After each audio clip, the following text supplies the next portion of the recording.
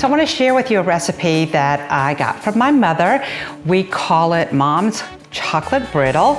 I have a lot of friends that call it crack because when you start eating it, you can't stop. But it's really easy to make and something that I whip up really quickly if I'm having friends over. So the first thing you do is take saltine crackers and place them in a jelly roll pan.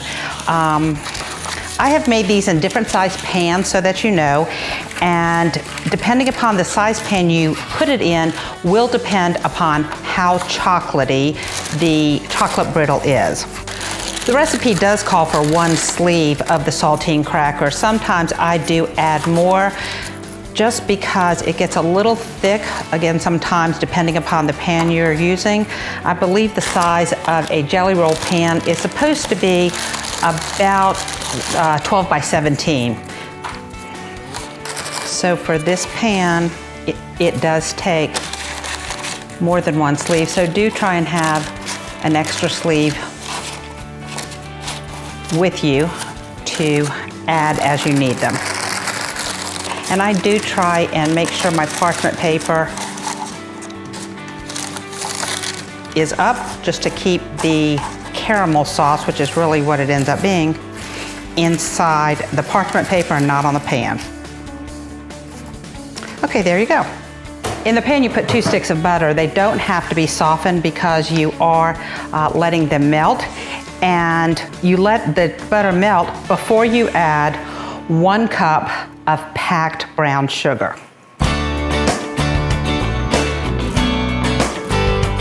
Now that my butter is mostly melted, I will add in the 1 cup of packed brown sugar.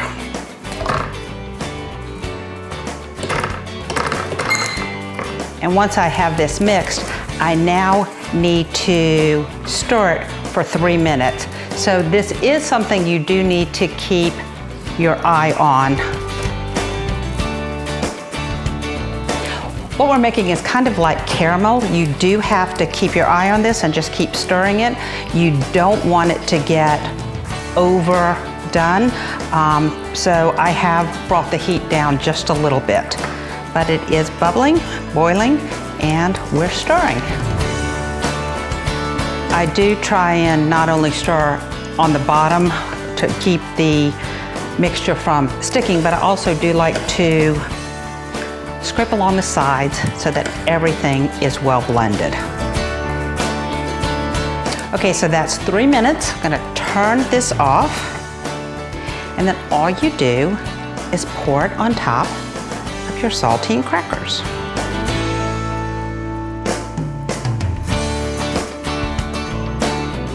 And now what I do is spread it. And again, over here, I don't have a lot on the edges, so I'm gonna pull some of this over here. I have preheated the oven to 350 degrees, so you know. Time to go to the oven.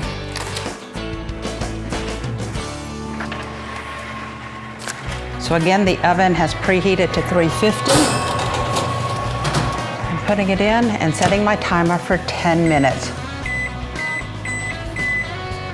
So when the brittle does come out, the next thing I'll do is put the chocolate chips on top so it'll melt, and I also need to put chopped pecans. You don't have to use the nuts if you don't want them, but you'll want 1 cup, and we do happen to have this container that allows us to chop it easily if you don't want to hand chop it. Makes it a little finer, so I'm just going to finish chopping my pecans.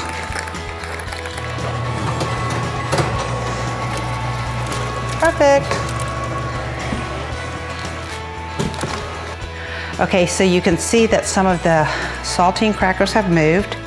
So I'm gonna put them back in place. So while this is supposed to sit for 3 minutes, one of the things I like to do is take my 12 ounces of chocolate chip and pour it on there. And this helps to melt the chocolate chips onto the saltines. And at the end of 3 minutes, you'll see that we will spread this and it will be melted chocolate on top. So we have about 15 more seconds to go, and what I like to do is start taking these chocolate chips and spreading it over the crackers, and it'll just take a little while. And I do use a metal spatula normally for this. And then I take my chopped pecans and just sprinkle them on there. So this is my trick.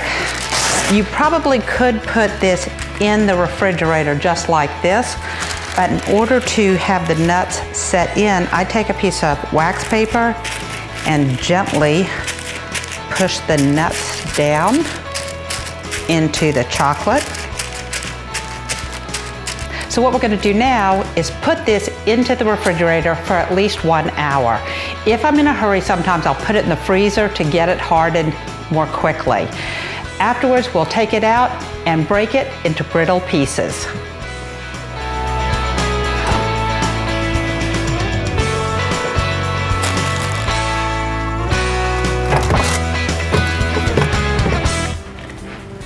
So I decided to let the chocolate brittle sit overnight and do this in the morning. What you do is you take off the wax paper, and then this is the fun part. You just start breaking it apart. And what you do is make it into bite-sized pieces. Some of them can be large, some can be small. Sometimes I take them and cut them in half. This is fairly rich, so I do make some small pieces. So I've decided that I'm plating this because I'm going to pay it forward. I will leave it at a friend's. They have a table outside. I call them and let them know it's coming. Right now we don't have any contact, so fun way to leave a gift for a friend. Another favorite thing that I love to do is take any pieces that have fallen onto my parchment paper, put them in a container or a plastic bag. This is great topping for ice cream. If you're not going to use this immediately, you can put it in a container and either leave it on your counter or put it in the refrigerator. I make that decision based on the humidity and the time of year that I'm doing it in. This is something, again, we call crack. It is chocolate brittle. You will love it.